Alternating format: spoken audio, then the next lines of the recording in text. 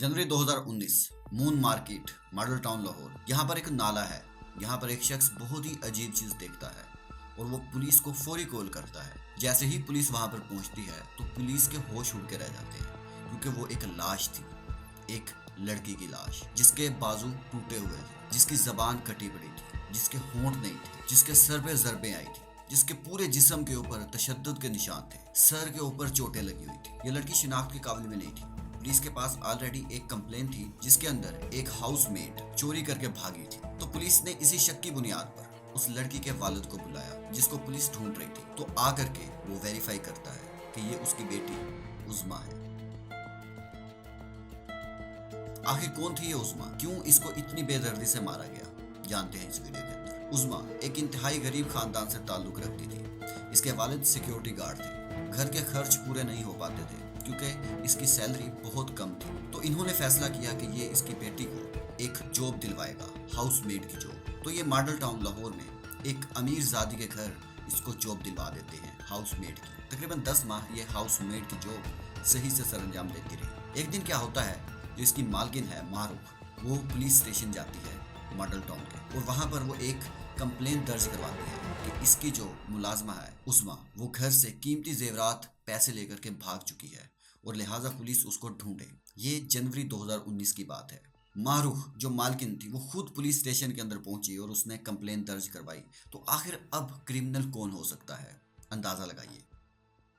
देखिए, जैसे ही कंप्लेंट दर्ज होती है उसके अगले ही दिन उस नाले से उज़्मा की लाश मिल गई थी। पुलिस को जो सबसे पहला शक गया वो मालकिन पर था। उसके पीछे की रीजन है, कहते हैं ना, चोर जितना भी शातिर क्यों ना हो, कोई ना कोई बेवकूफ़ी जरूर करता है, कोई ना कोई सबूत छोड़ ही जाता है। और ऐसा ही इस चालाक औरत ने भी किया था। जब इसने कंप्लेंट दर्ज करवाई, इसने कहा कि इसके हस्बैंड को फोत हुए 3 साल हो चुके हैं। जब पुलिस पूछगिछ करने के लिए घर गई थी कि आखिर कैसे चोरी हुई थी, तो वहां पर पुलिस ने मारूफ की 1 साल की बेटी भी देखी। उस वक्त तो उन्होंने इग्नोर किया, लेकिन जैसे ही उसकी लाश मिली तो पुलिस का सबसे पहला शक इसी खातून पर था। पुलिस ने इसको गिरफ्तार किया। इसने सारे सच उगलने शुरू कर दिए। 13 जनवरी 2019 मारूफ के घर कीमा बना था। क्या पता था ये कीमा उज़्मा की मौत का सबब बनेगा। उज़्मा ने जब सर्व किया वो कीमा आयमा को, जो कि बेटी थी मारूफ की, तो गलती से इसने जरा सा कीमा खा लिया, एक नवाले जितना,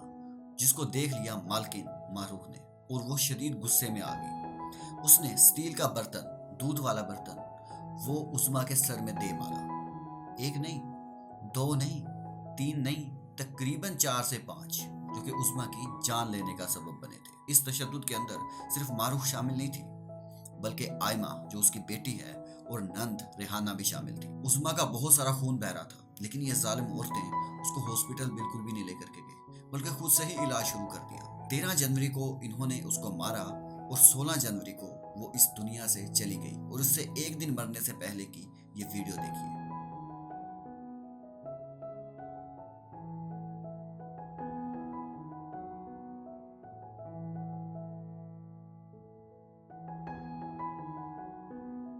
जब वो काम पे आई थी उससे पहले की एक पिक देखिए। ये हालत कर दी थी इन्होंने। 16 जनवरी 2019 को जब वो इस दुनिया से चली गई तो इन्होंने प्लान बनाया कि कैसे अब बेकसूर खुद को साबित किया जाए, कैसे हम पुलिस को उलझाएं, कैसे हम बड़े आराम से अपने जुल्म को छुपाएं। इस प्लानिंग के अंदर इन्होंने क्या क्या किया, अब इसके ऊपर बात करते हैं। इनके माइंड में सबसे पहले क्या आया कि हम पुलिस के अंदर कंप्लेंट दर्ज करवाते हैं ताकि इसको हम गिल्टी साबित कर दें कि ये चोर थी और ये भाग गई थी, और इसको कहीं छुपा देंगे, कभी मिलेगी ही नहीं। जब इन्वेस्टिगेशन के लिए पुलिस इनके घर गई थी 16 जनवरी 2019 को कि आखिर कैसे चोरी हुई थी आपकी, तो उस वक्त गाड़ी की डिग्गी के अंदर उज़्मा की लाश पड़ी थी और पुलिस उनके घर मौजूद थी। ये इस जालिम औरत ने बताया। और फिर ये लाश को ठिकाने लगाने से पहले बर्गर खाती रही, मौका ढूंढती रही। आखिर ये मून मार्केट पहुंची और वहां पर एक गंदा नाला है, जनवरी का महीना है, और इन्होंने इसकी लाश को उसके सुपुर्द कर दिया और ये आकर के सो गए। अब सवाल ये है, क्या वो इस वक्त आज़ाद हैं या वो जेल में हैं? क्या उनको फांसी हुई? क्योंकि वालिद बहुत सरगर्म था, वो कह रहा था कि मैं इनको सज़ा ज़रूर दिलवाऊंगा। जिवें मेरी बच्ची दे हालात मैं वेखी है होई है, इवें इसका भी हालात इहो ही होना चाहिए जी। उसकी फैमिली वाले, उसके अजीज़ व अकारब सारे कह रहे थे कि हम सज़ाएं दिलवाएंगे, लेकिन ऐसा सीरियसली कुछ भी नहीं हुआ। कुछ माह के बाद ही इसके वालिद ने सुलह कर ली और वो आज भी आज़ाद घूम रही है। पहले उसने सिर्फ 4,000 के लिए अपनी बेटी को इन जालिमों के हाथ बेचा। उसके मरने के बाद भी उसका सौदा कर लिया, लाखों रुपए अपनी जेब में डाल लिए। ये कोई पहला वाकया नहीं था। 2017 में एक टीवी एंकर ने एक घरेलू कम उम्र मुलाजमा को रख रखा था। सबसे पहले ये जुर्म था, उसके ऊपर तशद्दुद करता था, कैद में डाल रखा था।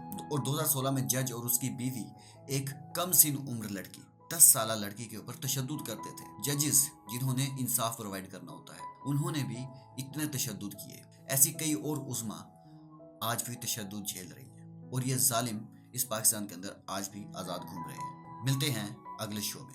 अल्लाह हाफिज़।